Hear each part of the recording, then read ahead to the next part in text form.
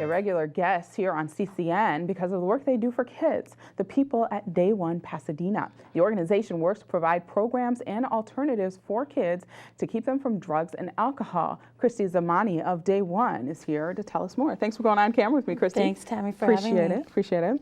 Why are you involved with Day One, and what do you guys all do? Well, honestly, you know, we talk about alcohol, tobacco, and drug prevention as what Day One's done for almost 20 years. Actually, February 27th will be our 20th anniversary.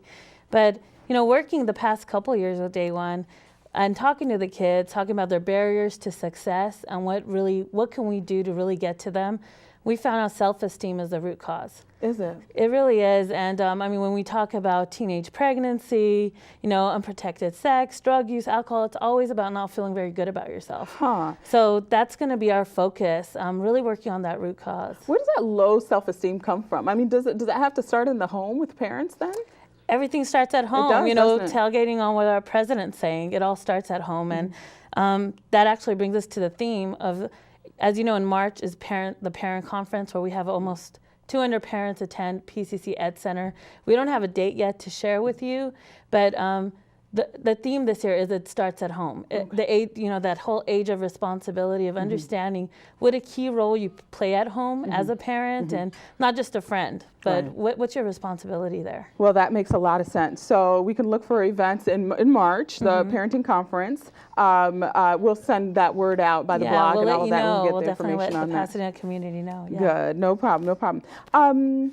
You know, I was going to ask you the question about why kids get addicted to drugs and alcohol, and you already told me about the self-esteem and everything.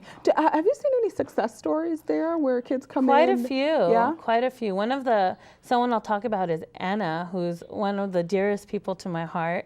And Anna's tried everything. It started with alcohol, marijuana, normal, and it leads to meth is another big one in our community that we've been trying to tackle for over a year now. You couldn't believe it, but our last evaluations that were collected during Youth Month, we realized that the age of onset, most youth in our Pasadena community start at 12 with the major drugs. 12 years old. And it makes you shake because it's marijuana, meth, ecstasy at 16. Wow. You know, these aren't jokes. This is high-end drugs that our kids have access to. And their life is destroyed from that moment on. Absolutely. But there's hope, right? There's hope. And, you know, I think in Pasadena, we're lucky. We have so many nonprofits that we partner together to try to make change.